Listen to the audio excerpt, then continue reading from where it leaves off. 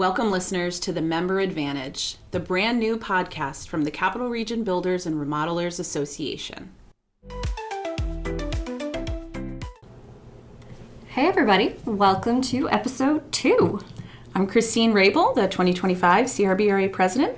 And I'm Kristen Eggleston, Executive Officer at CRBRA, and this is the Member Advantage. Yeah. So today is all about advocacy in action when we are inviting you to join us for Lobby Day. March 18th. Mm-hmm. It's kind of an all-day event. Yes. We have meetings that we plan, and we try to make sure that we give ourselves enough time to talk to different people, make our way around. Oh yeah, you get your steps in. Yeah, there's lots of walking. Wear comfortable shoes. Very comfortable shoes. Professional attire. Yes. The starting point for Lobby Day is we get our key talking points from NISBA about what we're trying to tackle that day, what we're all accomplishing, so that we're all having similar conversations with our legislators so that we can figure out who is going to work with so-and-so from this other area. Right. Connecting those people, knowing and getting them talking about the same thing and hearing the same thing. So we start with those points, but then within our own group, we identify the people who are going to speak on each issue. So last year we had 3 issues that we went in with, and we had 3 different members who were assigned to be the spokesperson on that issue. So if your big fear is like, I don't know enough about this to be able to talk about it, we have someone already assigned who's going to do it. You are there to be in the room because we pack into these rooms. Oh yeah, we do. It gets personal. You get to know each other. Yeah, but you're there to be the muscle, to show that we have a community that cares about how these laws and regulations will affect the building industry. So you don't have to be speaking out. If you have information or insight, we love for you to jump in with that info. But we have a spokesperson, so it's not like you're, going up in front of... Right. It's not forcing anyone to do public speaking. But what we do find is that people wind up hearing from their colleagues who have been assigned this, and maybe it reminds them of an anecdote that they can share, because that's such a huge part of it, is personalizing these issues. Yes. So it might, the conversations might spark something. And especially the first meeting, it's always like, okay, we're a little nervous. But as you get going with it, you'll hear that spokesperson giving their spiel each time. And as the day goes on, you can definitely see the comfort level change, because people who were like, don't look at me to talk about anything, can now jump in and be a part of that conversation. So it's not just the spokesperson talking at the legislator. So much of this industry is governed by the government. That's the thing. That's the thing. That's the whole thing. But sometimes there are policies out there or things that these legislators are looking for, like affordable housing. And then laws and regulations are passed that make it impossible to provide affordable housing. These regulations affect everyone. So it's a trickle-down effect from not only the builders and the remodelers not being able to provide affordable housing for the consumers. Now less homes are being built. The associate members are not supplying material, and you're taking away the consumer's choice. So it really is, sometimes I talk to people about, what I do with CRBRA, and they kind of tilt their head sideways like, well, how does that affect you? It affects everyone, from, like I said, builder all the way down to the consumer.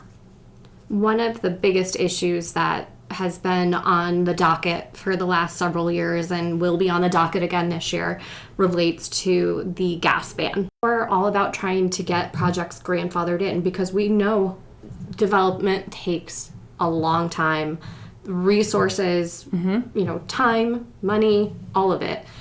And, this will really hurt people when it takes effect next year. So last year when we went to Lobby Day, we had a really awesome experience that we weren't expecting. It was great.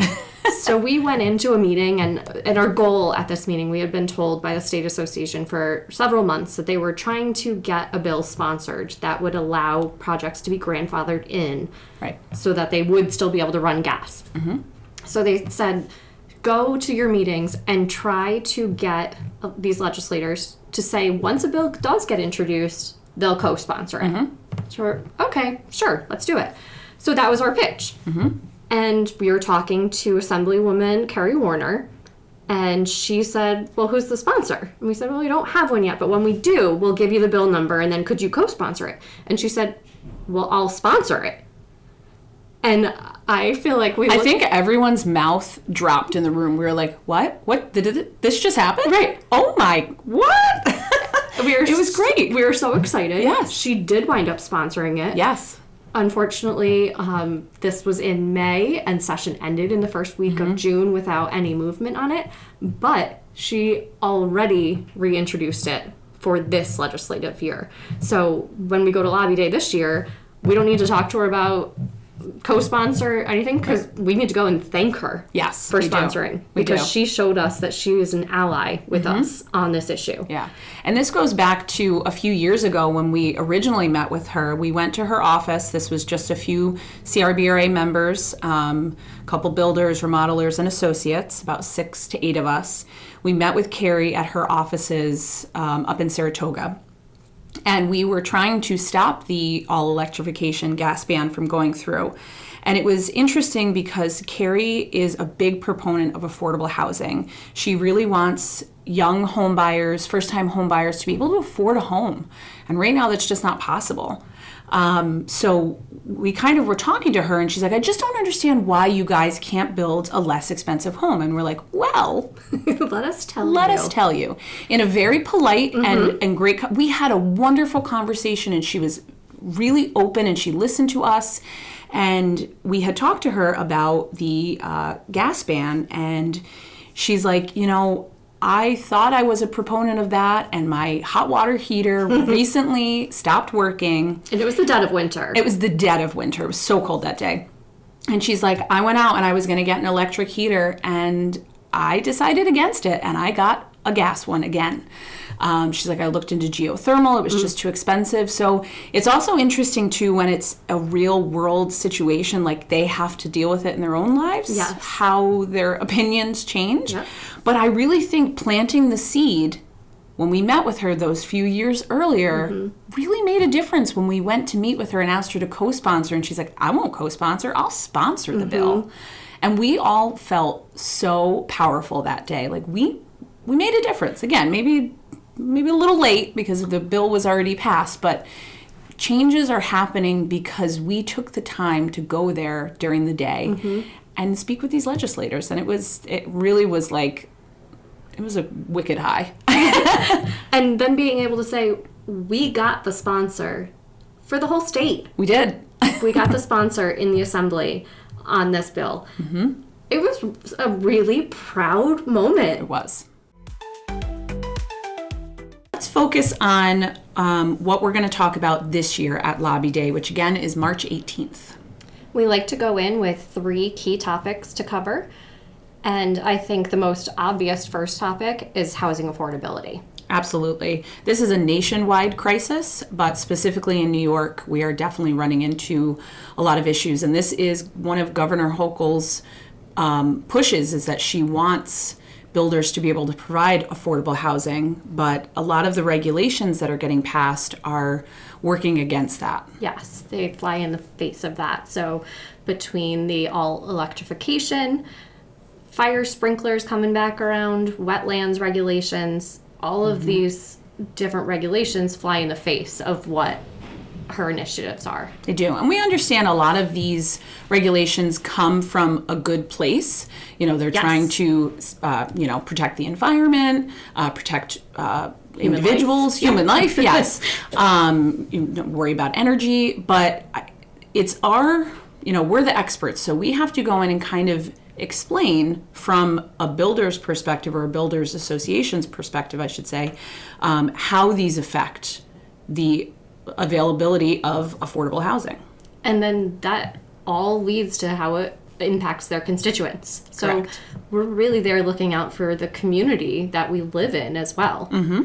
And when we did the NAHB Economic Forecast Forum a couple weeks ago, the speaker spoke about regulatory costs on new homes and how they add 23.8% onto the total price. And this was a U.S. average, so we can assume in New York State that percentage has to be higher. An issue that's been on our radar about housing affordability is the DEC's updates to wetlands regulations. This has been coming down the pike for a while now. The DEC was given orders from the legislation to look at what changes need to be made. And where we have our biggest issue is how they're classifying an urban area. Because, you're in the capital region. I don't think you consider Clifton Park to be an urban area. I certainly don't. And under, what they're putting through, Clifton Park becomes an urban area. You also have builders who have already put funds forth for Developing takes years. Right, takes years. So they have parcels of land that they've planned to build, say, 50 homes on. So the cost of that land, the cost to bring electricity in, the cost to bring in utilities can be spread through 50 homes. Now with these new regulations, they're only able to build 20 homes. That cost, now that's more that needs to go into each home, making homes more expensive. So just kind of things like that, you hear, oh, you want to protect the wetlands, you want to protect, the environment. Sounds wonderful, but there's a lot more that goes into it. And that's what we're there to explain these things because these legislators are not experts in building a home.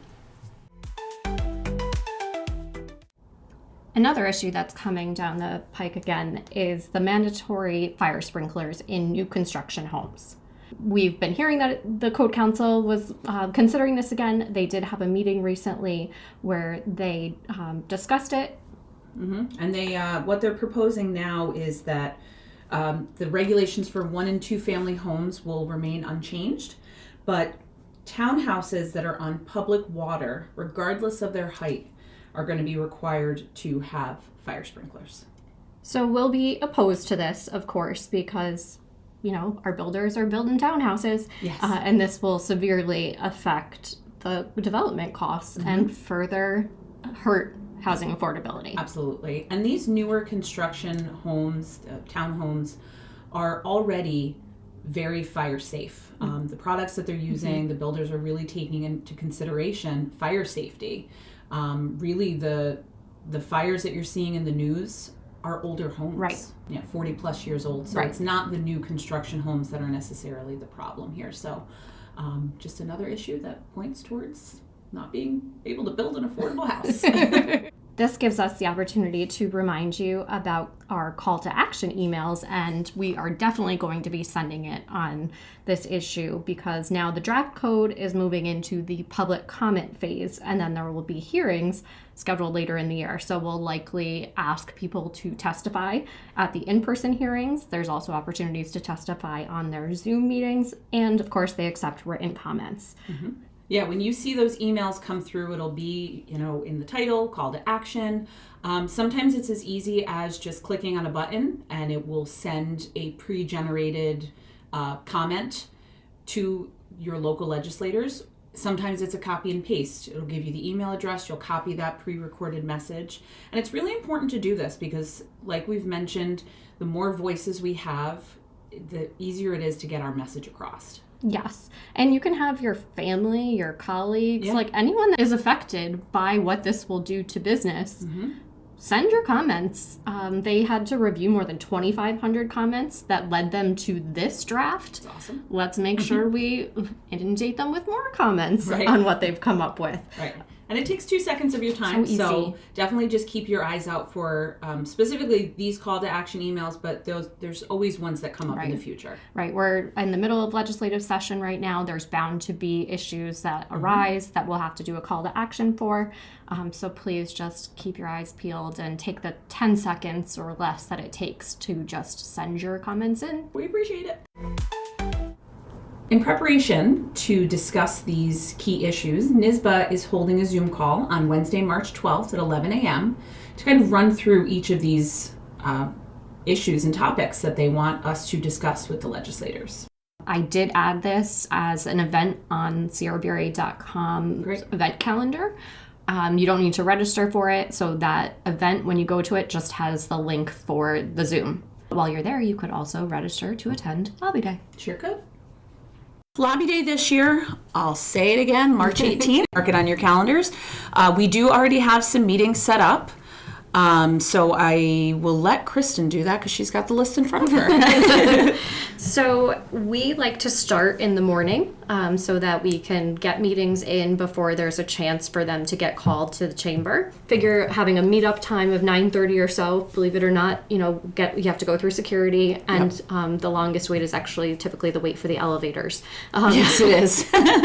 The first few that we have are in the legislative office building, so not the Capitol itself, but beforehand we'll send you a map of where it is we're going. We do have little meetups so that you meet as a group, so you're not, trying to navigate downtown Albany by yourself. Right. We have our meetings in the morning. We will take a lunch break at some point, more meetings in the afternoon, and then the NYSBA reception. NYSBA has a reception for the legislators at 4:30 p.m. That's a great opportunity to have a little more of an informal, one-on-one conversation with some of these legislators. And, these people are just real people, everyday folks. They breathe the same air we breathe, they eat the same food we eat.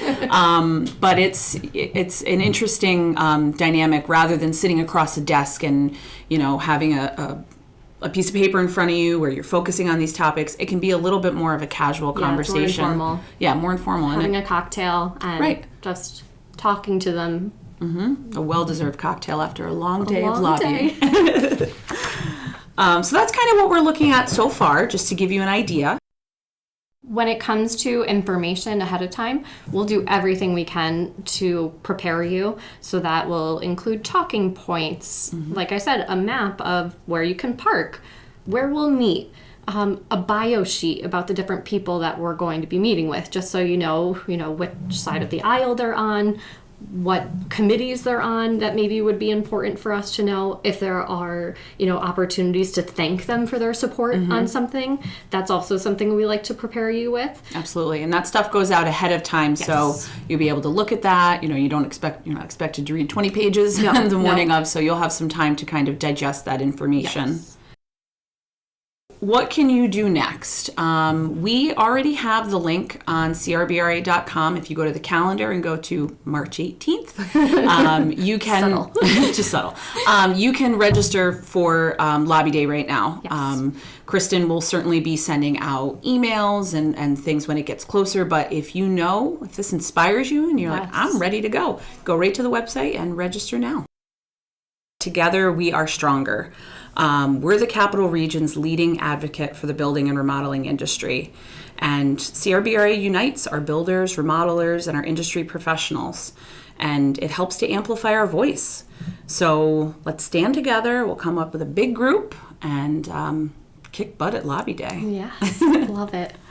So that's it for today's episode. Yeah. Thanks for tuning in. We hope that you've gotten something out of today's episode. And if you have any questions, definitely feel free to hit us up on email, send us a Facebook message, comment on whatever platform you're listening on. But please do subscribe and follow us so that you'll get notifications about our future episodes. Yeah. Because we are excited. We are. So stay tuned for the next episode of The Member Advantage, and we'll talk to you guys soon. Thanks. Bye. Bye.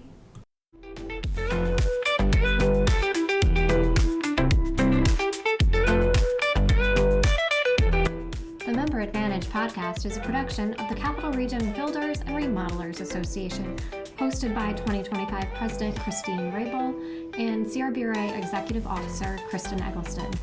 The views and opinions expressed in this podcast are those of the hosts. While we do our best to provide accurate and up-to-date information, any mistakes are entirely our own.